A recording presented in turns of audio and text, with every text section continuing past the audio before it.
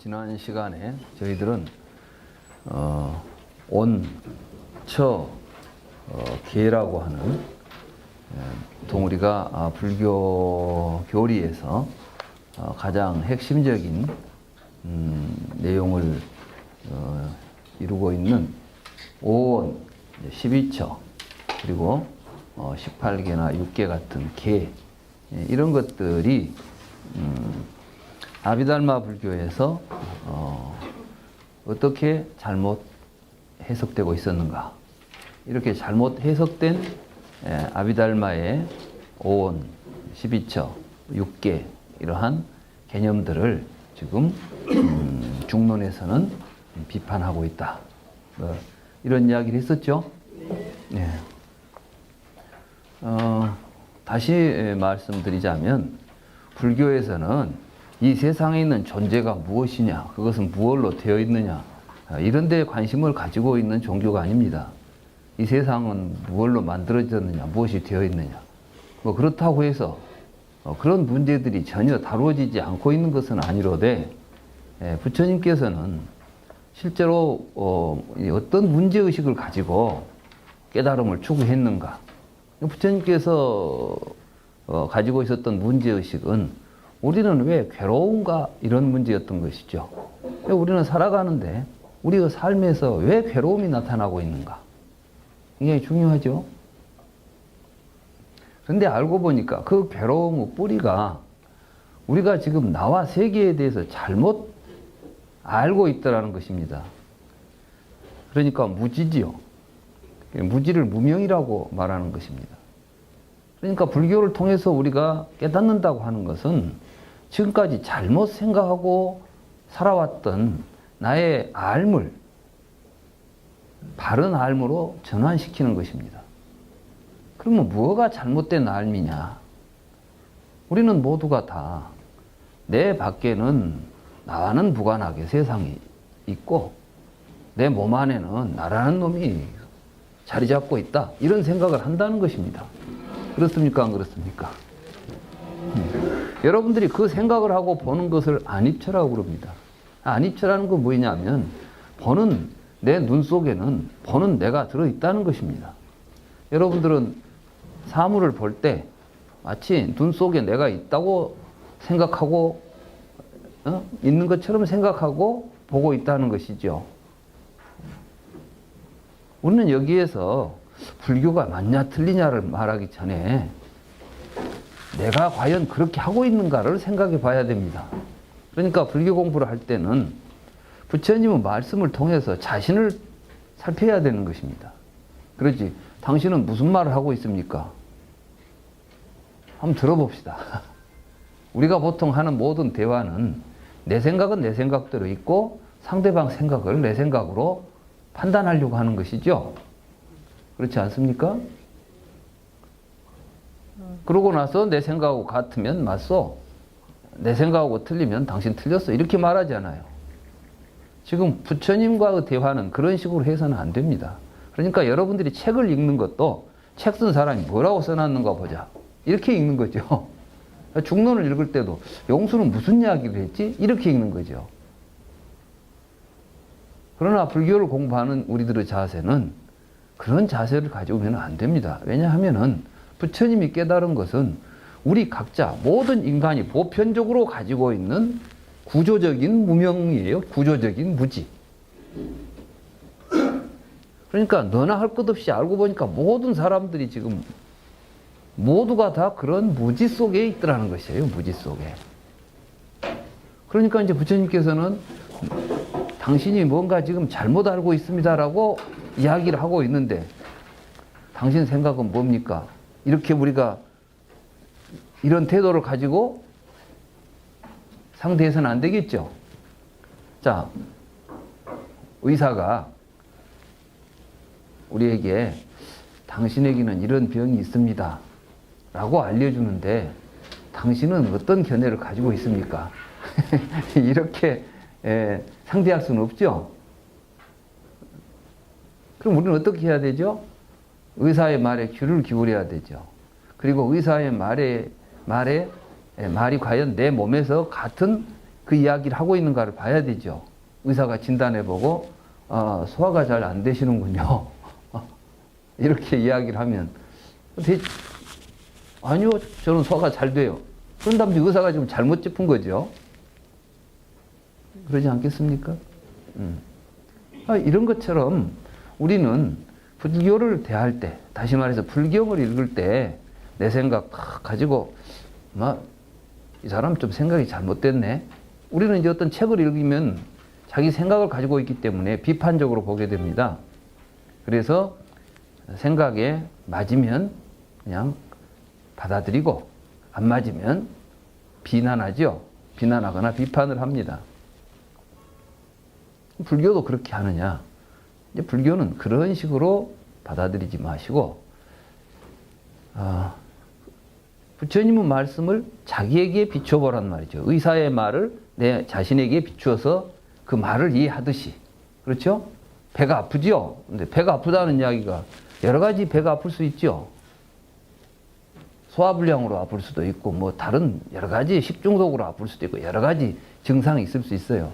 아프다는 말은 이렇게 아프나 저렇게 아프나 아프다는 말은 한 가지지만 실제로 어떻게 아픈가 하는 것은 저밖에 모르죠. 그렇죠? 그러니까 여러분들이 부처님 말씀을 받아들일 때 그것이 나에게 있어서 괴롭다는 말은 이걸 지금 내가 느끼는 이것을 부처님이 괴롭다고 말하고 있구나. 이렇게 받아들이라는 거예요. 그러면 안입처다 그러면 안입처라는 말 자체가 아야따나라는 말 자체가 눈에다가 아야따나라는 말을 지금 붙여놨어요. 그랬죠? 눈. 우리는 눈 그러면 여러분들이 알고 있는 눈은 얼굴에 붙어있는 눈 아니에요. 내가 뭘 본다 그러면 내가 눈으로 세상을 본다 그러면 이 눈이 보는 것처럼 생각하죠. 지금까지는 그렇게 생각했잖아요. 근데 가만히 생각해 보니까 눈이 보는 것 같진 않아. 에? 어떻게 눈이 그냥 보겠어? 눈 속에 보고 있는 놈이 들어있으니까 보지? 이런 생각을 하죠. 그렇지 않습니까? 죽은 사람도 눈은 있거든. 근데 못 봐. 그러니까 우리는 어떤 생각을 하느냐. 아마 저 보던 사람이 저 안에서 보고 듣고 하던 놈이 지금 죽은 뒤에는 몸을 빠져나갔는가 보다. 이건 아주 오랜 사람들의 생각이에요. 그래서 사람이 죽으면 몸은 남겨놓고 정신이나 영혼이나 이런 것들이 빠져나가서 어디로 갈 것처럼 생각을 하는 것이죠. 이제 그걸 다시 더 뭐랄까요? 이제 과거까지 연결시키면 지금 내 몸 안에 들어와 있는 놈은 과거에 어디 있다가 들어온 것처럼 생각이 되죠. 그렇습니까? 안 그렇습니까? 여러분 지금까지 우리 생각하고 살았죠? 네. 그게 잘못됐다는 말씀을 해주신 거라니까요. 부처님께서 지금 그게 무지야. 그게 무명이라고 지금 우리에게 말씀하신 거예요. 그 무명에서 그 뭘 모르기 때문에 그 생각을 가지고 사는 걸 보고 유깁차라 그래요. 그러지 뭐 얼굴에 붙어있는 눈을 유깁차라고 안 하는 것이죠. 그러니까 반야심경에서 공중무생 무수상행식 무안입설 이렇게 나오죠. 공 가운데는 안입이설신이가 없다. 그 말은 무엇이냐면 이 도리를 깨쳐서 그 안에 보는 놈이 있지 않다는 사실을 안다면 우리에게 볼 때 보는 놈이 있다라는 생각이 없어진다고 말이에요. 공중무생 무수상행식은 얼굴에 있는 눈, 귀, 코 이런 게 없어진다는 이야기가 아닙니다. 그러니까 반야심경이 어려워요? 못 알아듣겠어요? 아니죠. 불교는 이렇게 우리가 정확하게 부처님의 말씀이 어떤 의도로 설해졌고 그것을 우리가 어떤 태도로 받아들여야 할 것인가를 알게 되면 그렇게 어려운 문제가 아니라 각자가 다 스스로 알게 될 수 있는 이야기라는 거예요. 이걸 보고 자증자각이라고 그러는 것이에요. 그러니까 이 이야기는 저밖에 몰라. 근데 부처님이 가르쳐준 대로면 다 그걸 알 수 있는 거예요. 쉽게 말하면 의사가 진단해보고 당신 요즘 머리가 아프죠? 이렇게 말하면 옆에 있는 사람이 내 머리 아픈 걸 알겠어요? 그러나 나는 알죠. 머리가 아프다는 게 지금 의사가 말하는 머리 아프다는 것이 지금 나에게 이런 현상을 지금 말하는 것이다라는 것을 알 수 있다 이거예요. 그러니까 부처님의 말씀은 우리가 다 같이 객관적으로 논의할 수 있는 이야기가 아니라 사실은 우리 각자가 다 그 말의 진뜻, 본뜻과 의미는 내 스스로 깨달을 수밖에 없는 거예요. 그런 점에서 불교는 궁극적으로는 자기 자신에게 의지할 수밖에 없다니까. 그러니까 부처님께서 항상 하신 말씀이 남에게 의지하지 말고 자기 자신에게 의지해야 된다. 내 이야기를 가지고 공부해가는 태도는 실험 대상이 자기 자신이에요. 남은 대신해 줄 수가 없다니까. 그렇지 않아요? 그러니까 이제 부처님께서 유깁처를 이야기했으면 우리는 보고 듣고 냄새 맡고 맛보고 만지고 생각할 때 그 안에 보는 놈이 있어가지고 들어있다는 생각을 가지고 좀 보고 있다는 거예요. 이런 생각이 있으면 그래 나 그렇게 생각하면 그게 뭐가 잘못됐어요? 그러니까 부처님께서 그래 잘못된 거야. 여러분들이 뭐 머리가 아픈데 의사가 와서 당신 머리가 아프지요? 예. 근데 이 사람은 머리 아픈 게 당연하다고 생각하고 있는 거야 지금. 누구나 다 이렇게 아플 거라고. 근데 사실은 그건 병입니다. 이렇게 가르쳐주면 그래요? 이제 깨닫고 나서 어떻게 치료해야 되죠? 이렇게 이제 이런 물음이 우리에게는 불교를 공부하면 자꾸 그런 식의 이제 그 사고, 생각이 진행되어야 한다. 그래서 그러면 부처님께서 이제 그 다음 답을 해주는 거예요. 이게 제일 처음에 우리에게 부처님이 물었던 진단했던 처방은 오온이었어요. 오온. 모두 우리가 내가 있다고 생각하고 살고 있죠. 태어나서 죽는 놈이 있다고 생각하고 살고 있잖아요. 그 태어나서 죽는 놈이 어떤 놈입니까? 이렇게 이제 우리에게 물어요. 그러면 내가 나지요? 그럼 나라고 부르는 놈은 도대체 구체적으로 뭐지요? 여러분들은 지금까지 나라는 이름을 부르고 살았지만 내가 뭐인지를 구체적으로 몰랐어요. 그럼 이제 부처님께서 가르쳐 주는 거예요. 여러분은 이 얼굴 이런 모양을 가지고 이런 형체를 가지고 있는 이 몸뚱이를 나라고 지금까지 생각하지 않았습니까? 그러면 이제 맞죠? 그랬군요. 여러분들은 느낄 때 그 느끼는 놈이 있다고 생각하면서 그 놈을 나라고 생각하지 않았습니까?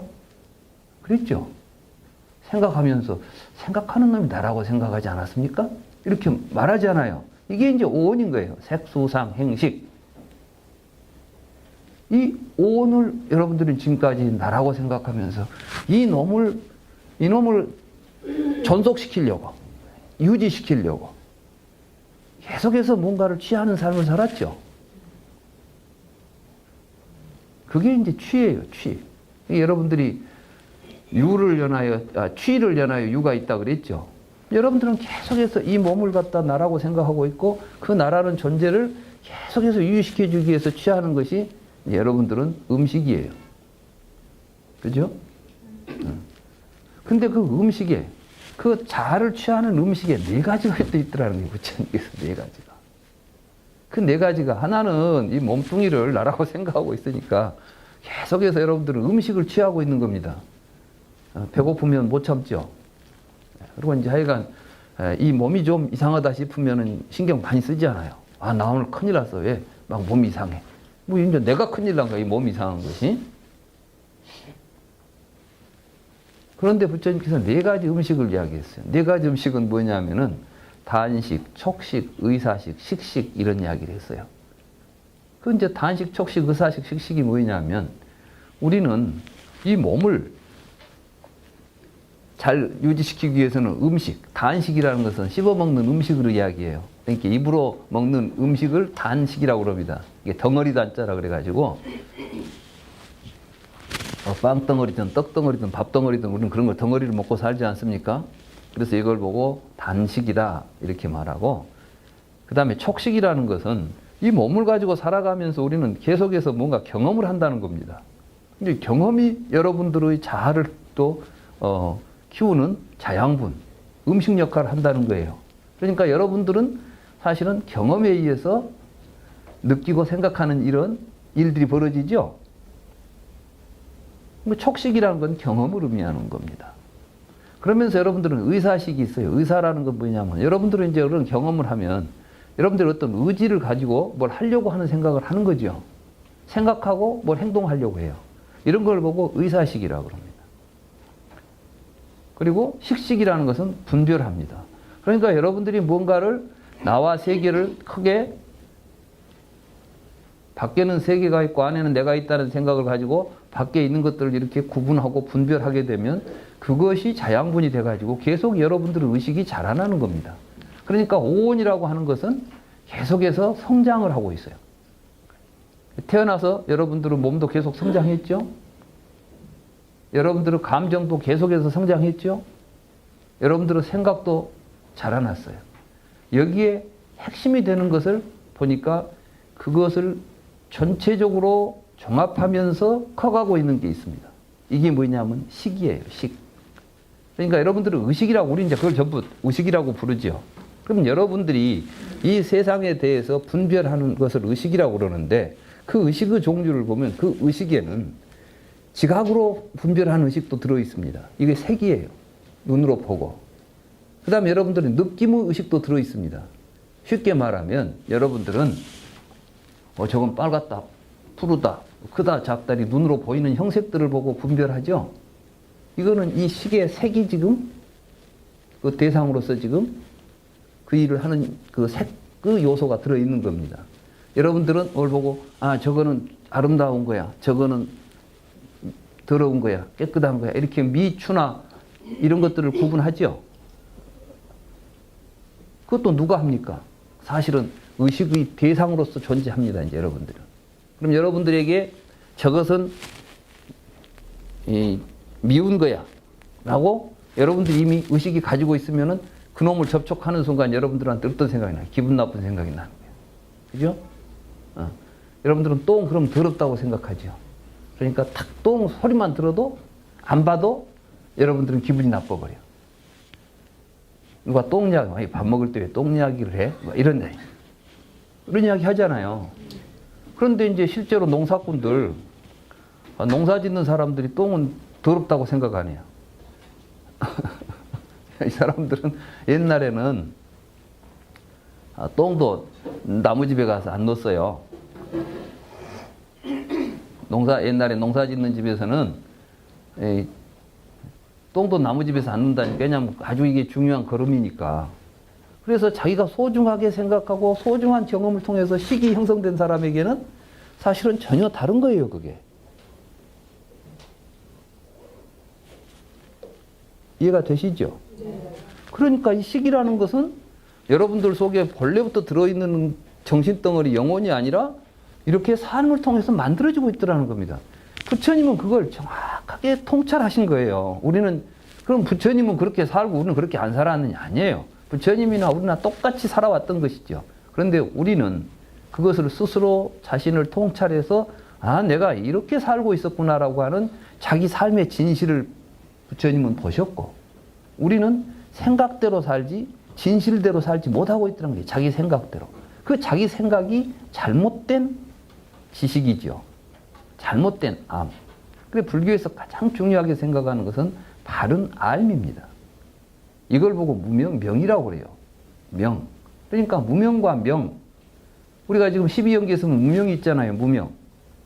이게 가장 큰 원인이라는 거죠. 우리를 고통스럽게 만들고 우리에게 이 세상의 모든 문제를 일으키고 있는 가장 근본적인 것은 우리들은 무지라는 것입니다. 우리 사회 주변에서도 보면은 무지가 얼마나 무섭습니까? 지금 우리 사회적인 모든 갈등이나 문제를 일으키고 있는 것은 진실을 외면하고 자기 생각만을 고집하는 데서 나타나는 것들 아닙니까?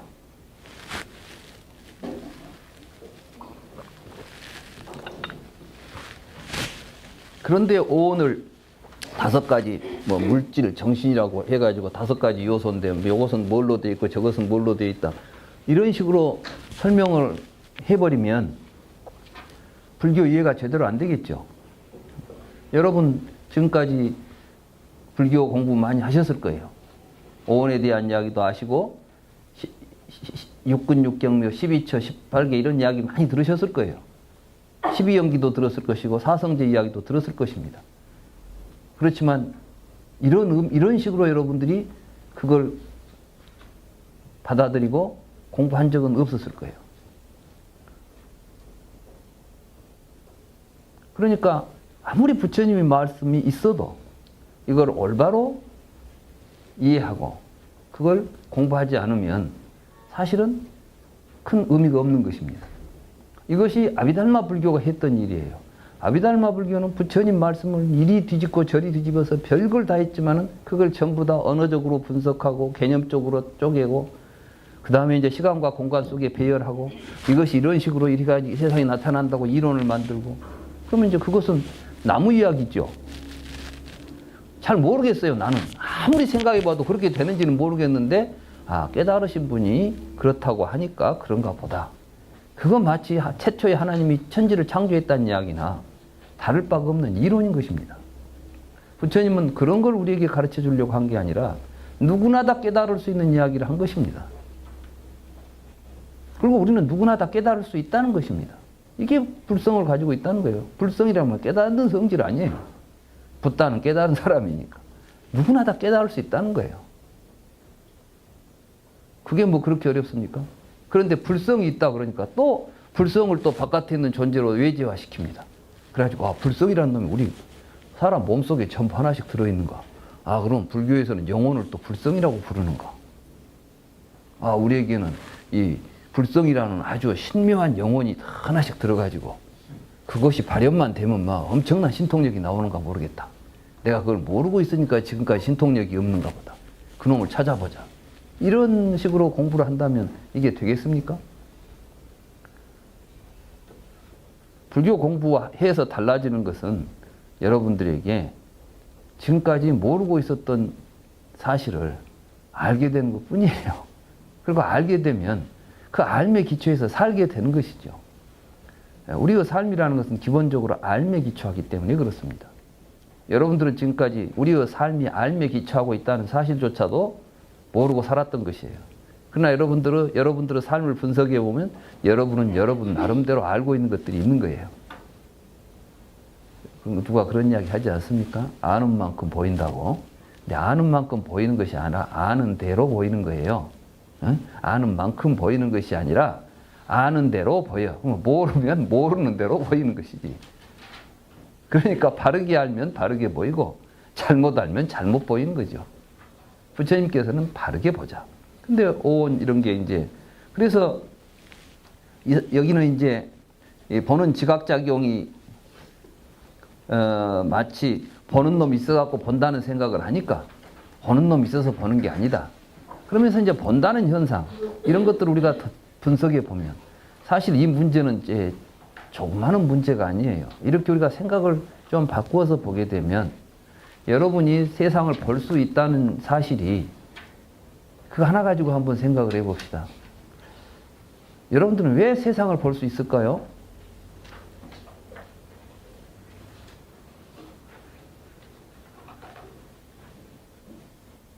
가장 간단한 해답은 내 안에 보는 놈이 있으니까. 이렇게 해버리면 아주 간단해요. 그럼 더 이상 의심할 게 없는 거예요, 그냥. 내 안에 보는 놈이 있으니까. 그런데 내가 왜 보게 되죠? 이렇게 말하면 보이는 놈이 있으니까 보게 되죠. 그렇습니까? 안 그렇습니까? 보이는 놈이 없다면 볼 수가 없겠죠. 그럼 또 보이는 놈은 왜 있을까요? 근데 이제 우리는 그때 내가 보든 안 보든 그냥 있는 거야 이렇게 생각하는 거야. 근데 부처님이 보니까 보는 놈이 없으면 또 보이는 놈도 없는 거예요. 또 보이는 놈이 없으면 보는 놈이 없지만 보는 놈이 없으면 보이는 놈도 없는 거예요. 사실 말로 보더라도 보이니까 보이는 놈이지. 이게 보는 놈이 있으니까 보이는 놈도 나타나는 것이지. 안 보면 뭐 보이는 놈이 있겠어요. 그죠? 근데 우리는 또 어떻게 생각하냐면 내가 안 봐도 밖에는 뭐가 있으니까 볼 거 아니냐. 이렇게 말합니다. 그죠? 그리고 너무나 당연한 것 같아. 근데 참 우리는 굉장히 이상한, 지금 여러분들이 생각하는 상식과는 아주 이상한 세상에 살면서도 전혀 의심도 안 하고 그것이 너무나 당연하고 고정적이라고 생각하고 살았어요. 지금 소리가 났죠? 이 소리를 듣는 사람이 없으면 이게 소리겠어요? 소리는 있지만 못 들었겠어요?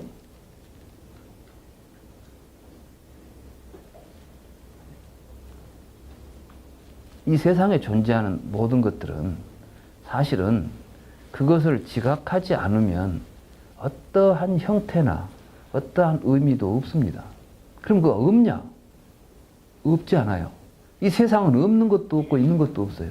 그러니까 있다 없다라는 말은 언제 나오냐 하면 우리가 그것을 언어로 규정한 뒤에 나옵니다. 그러니까 언어가 있기 전에는 있다 없다라는 말 자체가 나오질 않아요. 세상에는 책상이 있습니까 없습니까? 네? 부시맨들에게는 책상이 없어요. 왜? 책상이라는 단어가 없으니까. 이해가 되세요? 우리는 근데 있으니까 보는 게 아니라 우리가 그것을 있다라고 규정하니까 있는 것으로 보이는 거예요. 있다는 생각을 가지지 않고 보고 있으면 그것은 없는 것처럼 우리들의 삶에서 없는 것으로 존재합니다.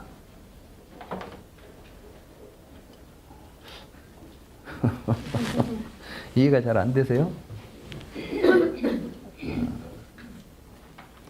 부시맨들에게는 이런 책상들이 있는 것으로 존재하지 않습니다. 그러니까 이걸 보고 책을 놓고 보려고 하는 생각을 하는 게 아니라 우리는 책상이기 때문에 책상으로 알고 있기 때문에 책상이 있다고 생각하기 때문에 책상 대접을 해주는 거예요. 우리가 삶에 있어서 책상이 의미를 갖고 존재합니다. 근데 부시맨들에게는 그게 의미가 없어요. 그러니까 책상을 보면 여기다 책을 놓고 뭐 하려고 하는 생각보다는 자기가 알고 있는 의미로 이것을 사용하려고 할 것입니다. 그러겠죠? 그럼 우리는 책상을 가지고 그거 하면 안 되는데, 그런데 부시면 이걸 보고, 이거 좋네. 그리고 이제 더 추우면 뭐 하겠어요? 나무 떼겠다고 이제 가져와서 떼려고 할 거예요. 그러면 우리가 볼 때는 어때요? 저 안 되는데. 부심이 볼 때는 왜 안 되는데? 벌써 다른 거예요, 이렇게. 우리가 살고 있는 세상이 그런 세상이에요. 그걸 바르게 하는 것이 중요해요. 근데 이제 오온이라는 것도 사실은 그런 구조 속에서 우리들이 가지고 있는 자아라는 의식이고, 그 자아를 나라고 하는 것 때문에 모든 괴로움이 일어나니까. 이게 참 아이러니가, 사람은 나를 위해서 산다고 발버둥 치는데 사실은 내가 그놈을 위해서 산다고, 내가 위해서 살기 위해서 내가 받들고 모시고 있는 그놈이 알고 보니까 왼수더라 이거야. 이놈이 나를 아주 고통스럽게 만드는 아주 철천지 원수를 아주 주인으로 상전으로 모시고 우리가 살고 있는 것이더라. 부처님이 깨달으면 한마디로 말하면 그거예요. 그러면은 참된 나가 있어야 될 거 아니에요. 참된 내가. 그럼 나는 무엇이냐? 나는 없단 말이냐? 아니죠. 불교를 통해서 무아라고 이야기한다고 해서 내가 없다 그러면, 불교는 뭐 참 심한 것 같긴 한데 뒤에 보면은 꼭 허무주의가 되고 염세주의가 되고 이렇게 되는 것 같아요. 근데 그렇지 않습니다. 그럼 나는 무엇이냐? 이제 다시 나를 보는 거예요. 그러면 사실은 이 보고 있는 놈이 나예요. 근데 보고 있는 놈이 나라니까 속에 보고 있는 놈이 있다는 생각을 하는 거지. 근데 그게 아니라 지금 보고 있는 게 내가 지금 보고 있는 거예요. 지금 현재 보고 있는 거예요. 내가 지금 볼 수 있는 건 무엇 때문에 보이죠? 바깥에 보이는 놈이 있으니까 보는 놈도 있는 거 아닙니까? 그러니까 내가 있다는 것은 무엇을 의미해요? 보이는 놈도 있고 나도 같이 있다는 것을 의미해요. 그러니까 나는 근데 보는 놈이 나고 보이는 놈 내가 아니다는 생각을 하고 보는 거야. 그런데 그놈이 내가 아니다면 이놈도 내가 아닌 거야. 보는 놈이 나다면 보이는 놈도 나여야 돼. 그죠? 그러니까 사실은 불교는 성찰을 통해서 처음에 우리가 가지고 있는 나라는 생각을 먼저 지워야 그 자리에 참으로 나의 현존이 드러나는 거예요. 현재 지금 있는 내가 보이는 겁니다. 그럼 현재 있는 나는 뭐냐면, 현재 있는 나는 더불어 있는 나예요. 함께 있는 나. 그죠? 지금 이 강의실에 나는 어제의 나도 아니고 내일의 나도 아니고 지금 여기에서 강의를 듣고 있는 나예요. 그렇죠? 그럼 그 나는 누구 때문에 있어요? 내가 강의를 하기 때문에 강의를 듣고 있는 내가 있는 거예요. 그러니까 사실은 그러한 구조에서 본다면 지금 여기에서 내가 살고 있는 내 삶은 우주 전체와 함께하는 삶이고 그것이 곧 온전하게 나인 것입니다. 그 가운데 어떤 것이 없으면 나도 없는 거예요. 공기가 없어도 나는 있을 수 없겠죠. 태양이 없어도 우리는 존재할 수 없습니다. 그러니까 사실은 나의 존재를 그런 것과는 무관하게 있다는 생각을 버리면 어떤 내가 보입니까? 관계없는 놈이 없는 내가 보이는 거예요. 그러니까 자성이 없는 내가 보이는 겁니다. 이 자성이 없다는 것은 그래서 이제 오는 자성이 없다 이렇게 말했죠. 반야심경 같은 데 보면 반야심경 번역이 한문으로 번역되면서 너무 간단하게 하다 보니까 생략이 좀 생략된 부분이 있어서 우리들이 이해하는데 오해를 불러일으키는 부분이 있습니다. 그게 뭐냐면은 색즉 시공 이렇게 말할 때 색이 곧 공이다 이렇게 말하는데 색은 그 자성이 비어있다 이렇게 원문에는 되어 있어요. 그러니까 색이 없다는 이야기가 아니고 여기에 색은 있습니다. 이 몸은 있는데 이 몸은 자성, 스와부하와 저절로 혼자 존재하는 스스로 존재하는 그런 성질은 없더라. 그럼 어떻게 있어요? 연기하고 있더라. 연기한다는 것은 주변에 조건 때문에 있더라. 보는 내가 없진 않아요. 근데 보는 나는 어떻게 있어요? 안 보도 보는 놈이 없어도 속에 보는 내가 있는 게 아니라 보이는 놈이 있으니까 있더라는 것이에요.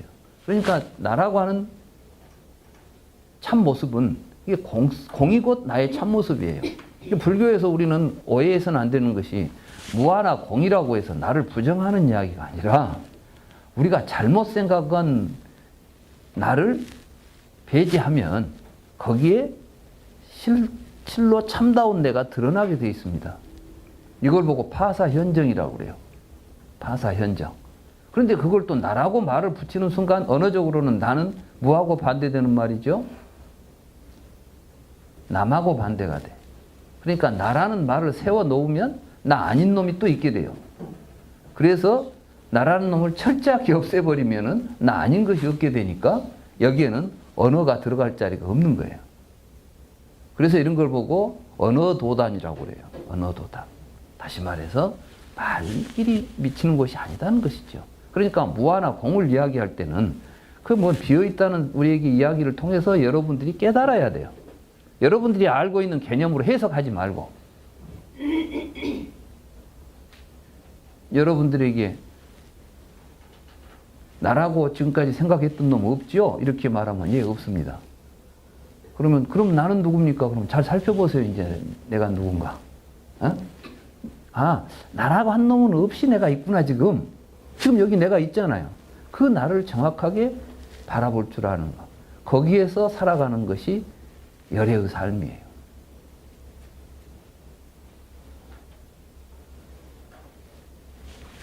좀 어려워졌죠? 왜 이게 어려워지냐 하면 이제 이 부분은 여러분이 스스로 정말 나라는 생각을 삶 속에서 계속 비워가면서 보고 있으면 내가 결코 그렇게 염세주의적으로 되거나 허무주의적으로 되는 게 아니라 정말 힘있고 아름다운 삶으로서 자신의 모습을 발견하게 돼요.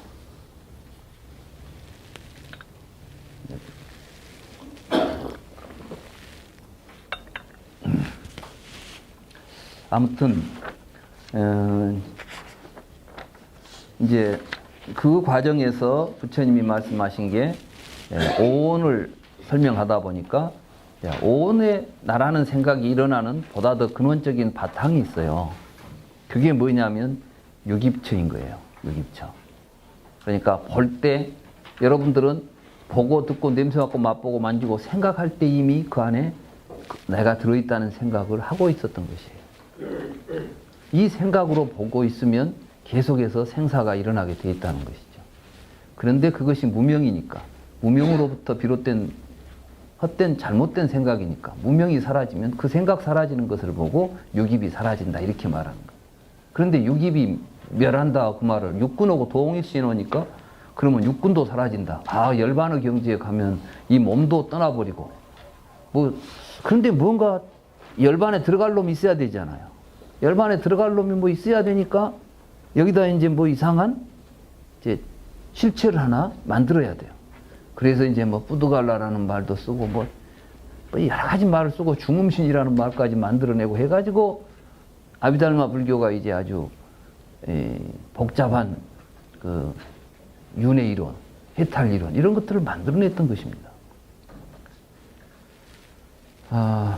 그런 관점에서 이제 원에서는 원이라는 건 덩어리니까 원을 구성하고 있는 어떤 덩어리들이 모여서 됐다 이렇게 생각하는 관점을 비판하는 게 원품이고 계에서 이제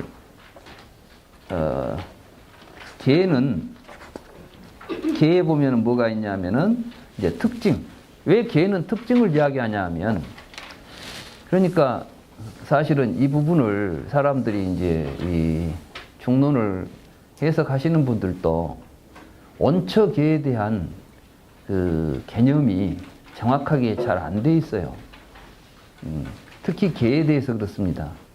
여러분들이 계는 다투라는 말인데 이걸 산스크리트 사전이나 빨리어 사전을 찾아보면 대부분 이것이 이제 뭐 엘레멘트 이렇게 영어로는 이제 말하자면 요소, 구성, 요소라고 번역이 돼요.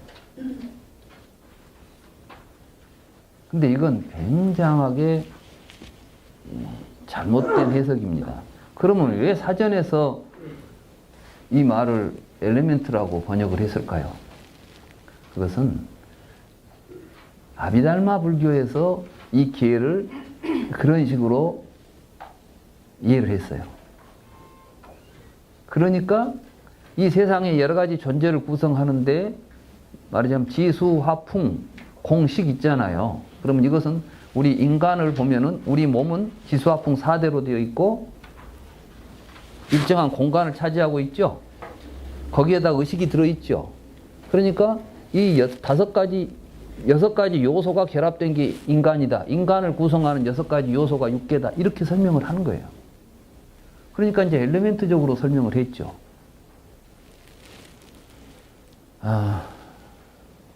그러니까 그 뒤에 사전 보고 공부하는 사람들은 또 당연히 그냥 이것을 지금 학자들은 다 그렇게 해요. 근데 그렇게 이해해가지고는 도대체 이거 공부해봐야 뭐 다른 물리학 공부나 불교 공부나 별 차이가 없잖아요. 그죠? 그럼 물리학적인 지식을 여러분들이 알았다고 해서 여러분들의 삶의 변화가 일어납니까? 뭐 취업은 좀 잘 되고 뭐 돈은 좀 잘 벌 수 있을지 몰라도 여러분들의 자신의 의식구조 자체가 변하지 않아요. 그런데 우리는 불교를 공부하게 되면 불교 목적은 여러분 스스로의 정신을 개조하자는 거예요. 말하자면 여러분들 의식 자체를 전적으로 뜯어 고쳐가지고 무지한 상태에서 깨어있는 삶으로 전환시키자는 겁니다. 잠자고 있는 데서 잠 깨우고 있는 거예요, 지금. 여러분들이 아무리 과학을 공부해도 그건 꿈속에서 하는 이야기들이에요. 불교 공부를 통해서 비로소 우리는 꿈에서 깨어나는 공부를 하는 겁니다.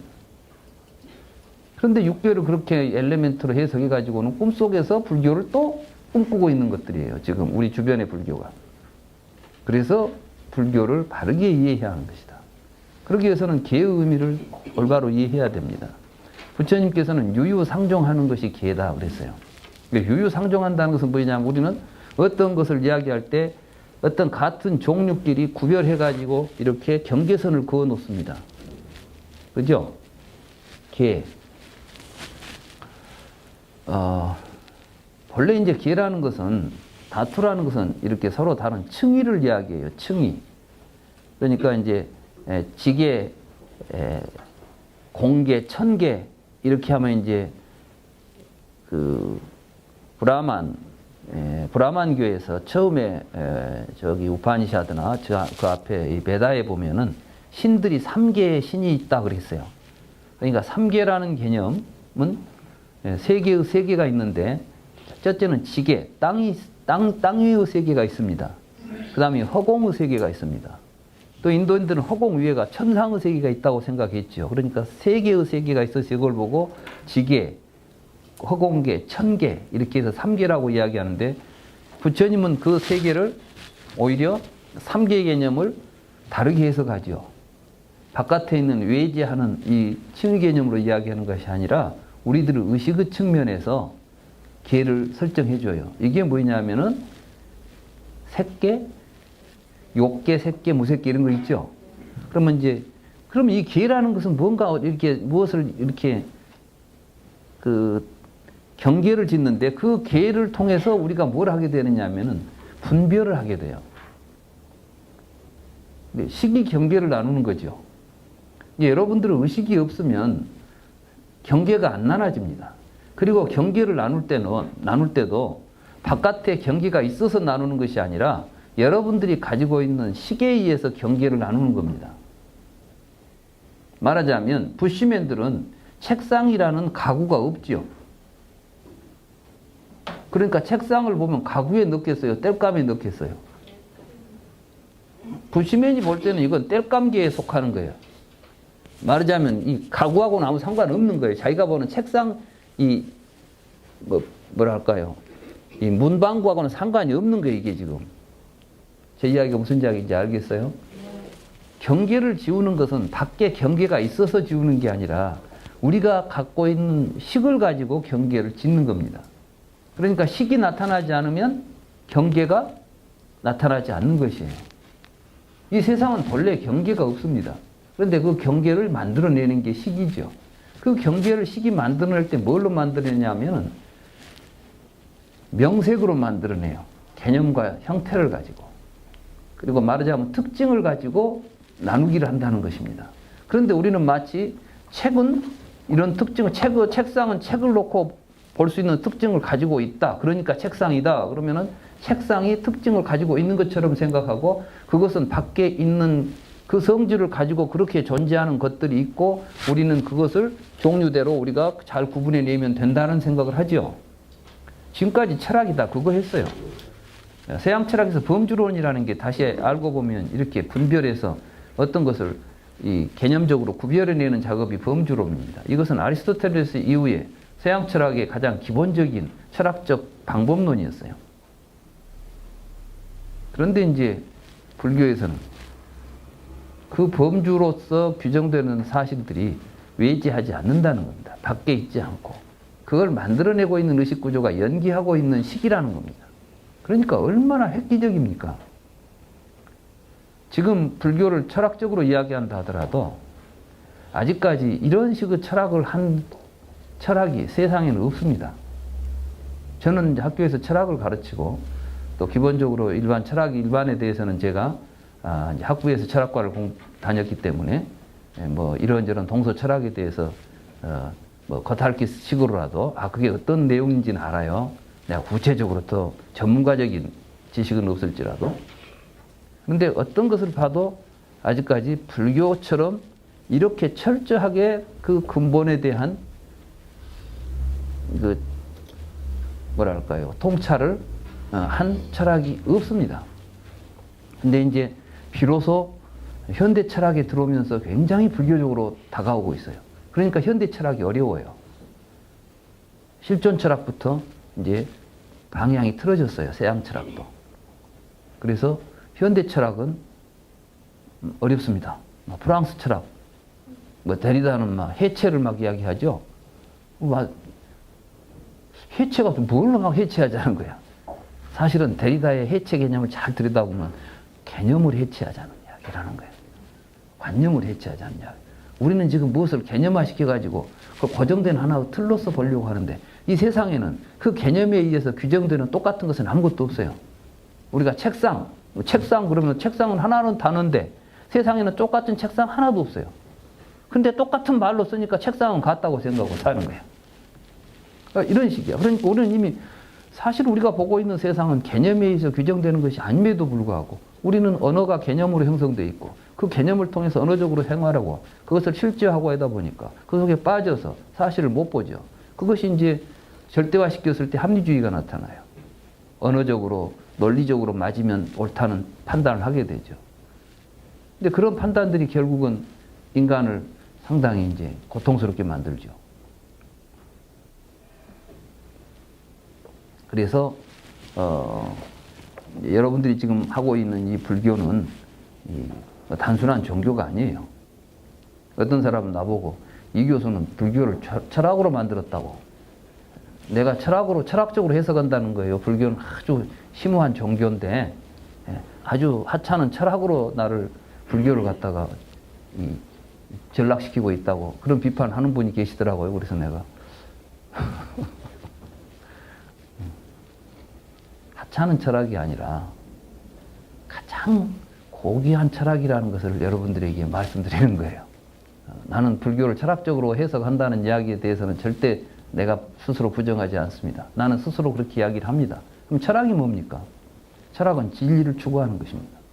근데 불교가 철학이 아니란 말은 뭐예요? 보면 불교는 진리를 추구하지 않는다. 뭐 종교라는 건 뭐예요?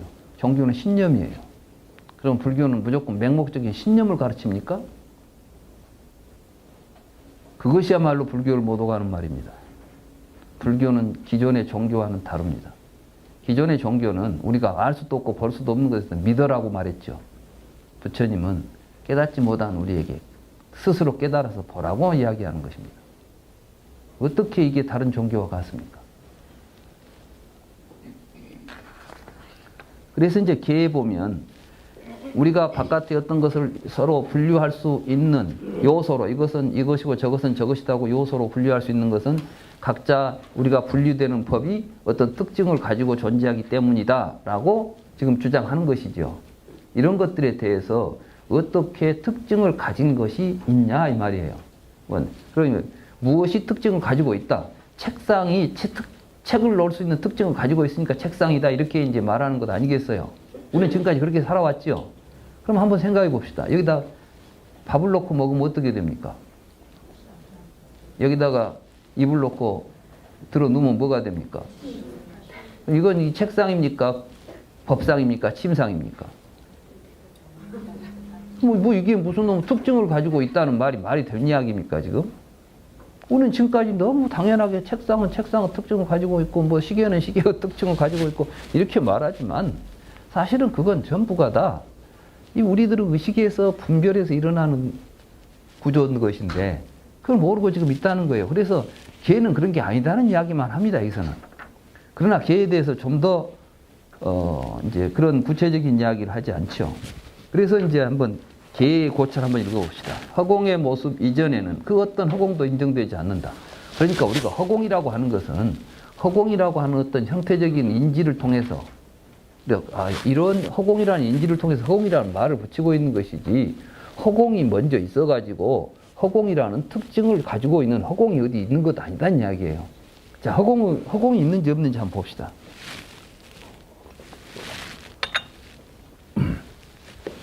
여기 지금 책이 이렇게 이 상에 놓아 있습니다. 그럼 책이 차지하고 있으면 여기는 책이 있는 공간 속에는 허공이 있습니까? 없습니까? 없죠? 없죠? 내가 치웠어요. 그랬더니 허공이 있어요? 없어요? 여기는? 있죠? 어디서 나타났어요? 갑자기.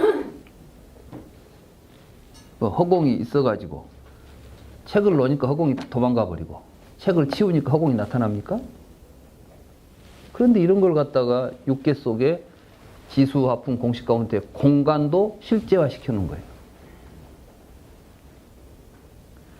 그런데 이 공간의 특성을 가지고 그러니까 우리가 볼 때 아무것도 없으니까 허공이라고 불렀지 허공이 있어서 아무것도 없는 성질을 가지고 있는 게 아니란 이야기예요.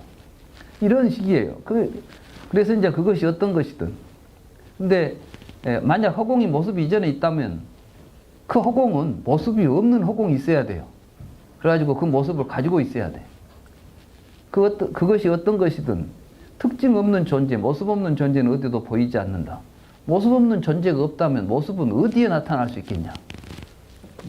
모습 없는 존재가 있어야 거기에 모습이 있을 텐데, 이제 특징을 가지고 있을 텐데, 그러니까 우리는 지금 굉장히 모순된 생각에 빠져 있다는 게, 우리가 지금 무엇은 어떤 성질을 가지고 있다는 말을 쓰는 것 자체가 이렇게 그 자체로 모순인데, 우리는 그 아무 정말로 터무니없는 생각을 의심 없이 하고 있다는 겁니다. 모습을 가진 것에건 갖지 않는 것에건 모습이 나타날 수는 없다. 예, 모습을 가진 것 속에는 이미 모습을 가졌기 때문에 모습이 나타날 필요가 없고, 모습을 갖지 않는 것 속에는 갖지 않은 것 속에 모습이 있을 수가 없는 거예요. 그러니까 모습을 가진 것과 갖지 않은 것 위에의 다른 것에도 모습이 나타날 수가 없다. 이게 우리는 이제 누구는 어떤 모습을 띠고 있다 그러지 않아요. 이런 식으로. 그래서 모습이 나타나지 않으면 모습을 가진 것은 나타나지 않는다. 모습을 가진 것이 나타나지 않으면 모습은 나타난도 없다. 이게 이제 이런 것들이 우리는 이걸 보고 이게 무슨 말이냐고 너무 깊이 이해하려고 보면, 이 말이라는 게 우리 언어가 부정에 부정을 하다 보면 헷갈리게 돼 있어요. 이게 너무 막 아닌 것이 아닌 것이고 막 이러면 머리가 아프죠. 이게 이제 간단히 말해서 그렇게 우리는 머리 아프게 하려고 하는 것이 아니라, 그런 생각하면 얼마나 우스꽝스러운 소리, 이 이야기면 여기서 여기 부정되고 저 이야기면 여기서 부정돼 가지고 무슨 생각만 왔다 갔다 하고 있지 않느냐는 걸 보여주는 겁니다. 그러니까 이제 그 정도 이해하시면 되고, 그러므로 모습을 가진 것도 모습도 사실은 존재하지 않는다. 모습을 가진 것과 모습으로부터 분리된 존재도 사실은 존재하지 않는다. 존재가 없다면 무엇의 비존재가 있을 수 있겠는가? 그러니까 벌써 이미 이제 어떤 모습을 가지고 존재하는 것이라는데, 우리는 존재라는 개념이 모습 없이는 생각할 수 없고, 또 모습은 존재 없이 생각할 수 없어서 우리는 마치 존재와 모습이라는 양자를 통해서만 세계를 이해하려고 하는 구조를 가지고 있는데, 이것들이 사실은 외지하고 있는 실제들이 아니라는 사실을 이야기하는 거예요. 그래서 존재가 없다면 무엇 비존재가 있을 수 있겠는가? 그러니까 이제 있다는 말 속에는 사실은 그것이 없으니까 존재가 있으니까 비존재라는 말도 나와요. 있는 것이 없다 그 말 아니에요. 그러니까 이 유와 무라는 것은 서로 모순이 아니라, 사실은 유와 무는 논리학에서는 모순 개념입니다. 유가 없으면은 유가 있으면 무가 있을 수 없죠. 근데 실제의 구조에서 보면, 우리 분별의 구조에서 보면 유가 없으면 무도 없는 거예요. 그러니까 유와 무는 상호 의존 관계지 모순 관계가 아닌 겁니다. 우리 의식 속에서는 항상 유와 무라는 것은 서로 의존해서, 유라는 말이 있으니까 무라는 말도 나온 것이지, 유라는 말 없으면 무라는 말도 안 나오는 거야. 남자가 없으면 여자라는 말도 안 나오는 것이지. 이런 식으로 우리는 상대적이고 언어적 구조 속에서 나타난 그 상대 개념일 뿐인 것이죠. 존재와 비존재가 오류인데, 그러니까 우리는 마치 이 세상은 있는 것과 없는 것으로 서로, 여러분들이 세상을 볼 때는 있는 것 아니면 없는 것이에요. 유 아니면 무라는 이 판단을 하고 있는데, 이것은 오류라는 것입니다. 그런데 누가 존재와 비존재를 이해할 수 있겠는가? 그래서 허공은 존재도 아니고 비존재도 아니며 모습을 가진 것도 아니고 모습도 아니다. 다른 뭐입니까? 색, 뭐죠? 지수, 화풍, 식 이런 것도 허공과 마찬가지다. 여기 이제 8번 개성이 가장 중요합니다. 그럼에도 불구하고 지혜가 천박한 사람은 존재의 있음을 보고 없음을 본다. 여러분들은 무엇이 있다 없다는 말을 하고 산다는 이야기예요. 그래서 그 존재들이 식멸했다는 것은 뭐냐면, 사실 우리가 밖에 존재한다고 할 만한 것이 없다는 것. 이게 모든 존재들이 존재라는 것은 아까 이야기했듯이 어떤 모습을 가지고, 쉽게 말 비라고 한번 생각해 봅시다. 비가 내리면 비가 있다, 비가 안 내리면 비가 없다 이렇게 말하죠. 근데 비라는 것이 실제로 있어 갖고 내립니까? 아니죠. 그러니 있을 뿐인 것이에요. 세상의 모든 것은 조건이 있으면 나타나고 있는 것들 뿐인데, 그 속에 마치 그것이 있고 없는 것이 있는 것처럼 보는 우리들의 판단의 착오를 여기서 지적합니다. 그래서 눈에 뻔히 보이는 길상을 보지 못한다. 이때 길상이 공이고 연기입니다. 그러니까 이 세상은 모든 것이 서로 조건에 의해서 나타나고 있다는 것을 우리는 누구나 다 볼 수 있는데, 잘못된 착각에 빠져 있기 때문에 있고 없음을 보면서 공을 보지 못한다. 이렇게 이야기를 하는 것이에요. 그래서 이제 원처계에 대한 이야기는 아비달마 불교에서 불교의 존재론이라고 규정하고, 존재의 구조를 원처계로서 설명하려고 했던 이 이론 자체를 지금 중론에서는 공으로서 이제 논파하고 있다. 이렇게 보시면 됩니다. 좀 쉬었다가 다음 장 공부하겠습니다.